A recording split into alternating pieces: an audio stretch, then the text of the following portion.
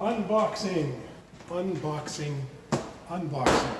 This is Kevin's new brick Commodore 64 replacement power supply. Got it a couple of weeks ago. Been kind of tied up. So here we go. Maybe what I'll do is I'll bring the camera in a bit closer for this.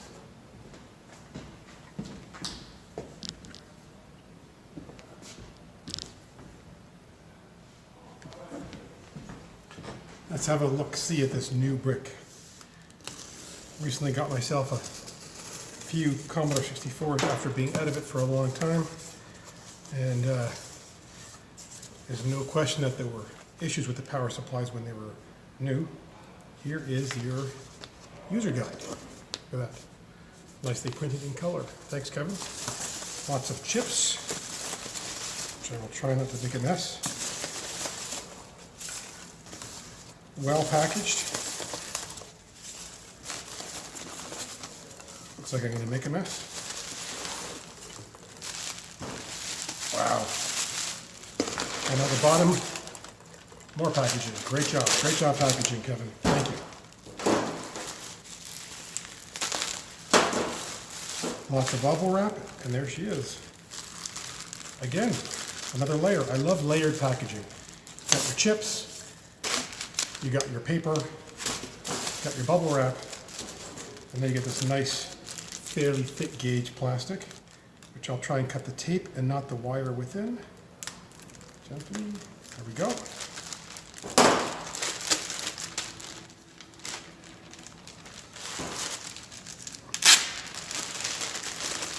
Extra long bag, just in case. There she is. Ah, look at that. Another layer. Move some stuff out of the way. Might make a bit of a mess. Here we go.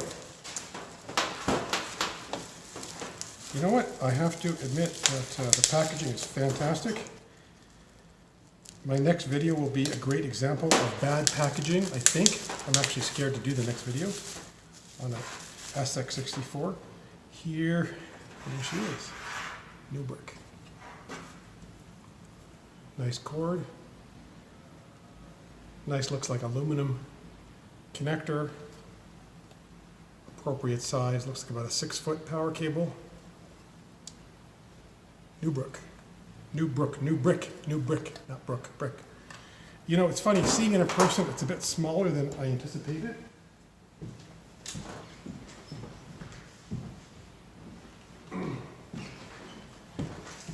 Just for specific references, it's about 5 inches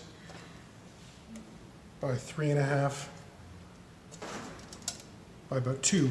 It's actually pleasantly smaller than I expected. It looked in photos actually a little bigger than the original power supply. Let me grab one for comparison. New brick, meet old brick.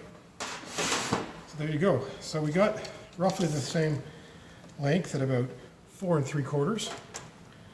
4 3/4. Width, we got about 3 1/4.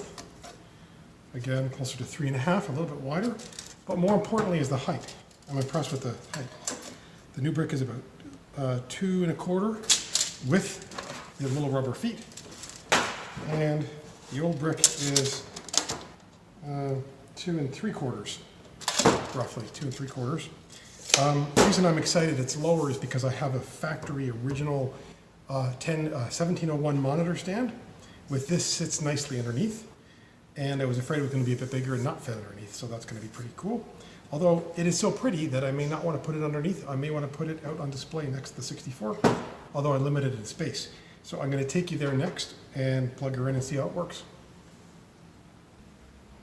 So here we are. We've got the 64 squeezed in between the PET and the SX, and you'll see this is the original factory Commodore 1702 monitor stand right here, and you'll see there's enough room to put the old brick underneath it, but not so easily. You actually have to lift it up to get underneath there, and of course it doesn't breathe as well because it's not touching, but it's pretty tight against the metal base of the stand.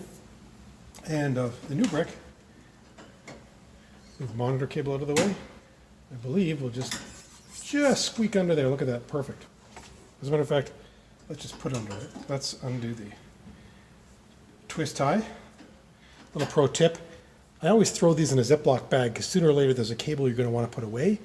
And rather than just jamming it in a drawer or in a bag, you can tie it up nicely and reuse these guys whenever you can. Anyway, a little pro tip there. Save that. I'm going to do the setup fairly permanently, so I'm going to fish the power cable through the back here.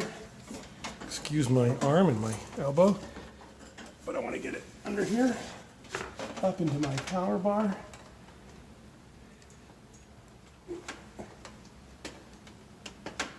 All right, new brick is plugged in, and let's flick on the power.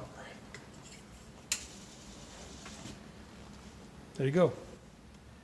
LED, light emitting diode. Works just fine. Okay, let's tuck this new brick under the old. Look at that color. Can you see that color match? I mean, it's not perfect, but damn close, damn close. Good job. Kevin, were you able to buy these color, or did you custom order them this color? That's a question I have for you. Get back to me on that, Kevin. All right, so I'm going to slide this in here. And then I'm going to take a 64, line it up here. I'm going to plug in some video.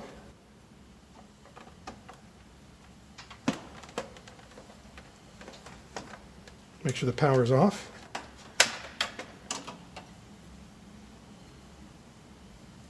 Going to remove the twist tie and save it, of course. Look at this nice connector. It is nice. Okay, line her up. Plug her in, just like that. Easy, okay? I'm going to do some tidying and tucking of wires later, but let's fire up. Hey, look at that. 64 booted up like normal. So my existing old brick, I don't know if it's the 64 or the brick, but what I can tell you is that when I ran this guy for longer than an hour or so, it just shuts down. I'm not sure 100% what the problem is, but I do know that these power supplies have been problems from the early days of Commodore, and it was time for an upgrade. So there you go. There's the new brick unboxing, plugging in, testing, demonstration, packaging. Great job, Kevin. Thank you very much. Please like and subscribe. I'd like to hit 1,000 subscribers. So if you're watching this, for the few retro Commodore guys that are going to watch it, please just do me a favor, even if you don't like the other stuff on my channel, hit the subscribe button. Thank you. Have a great day.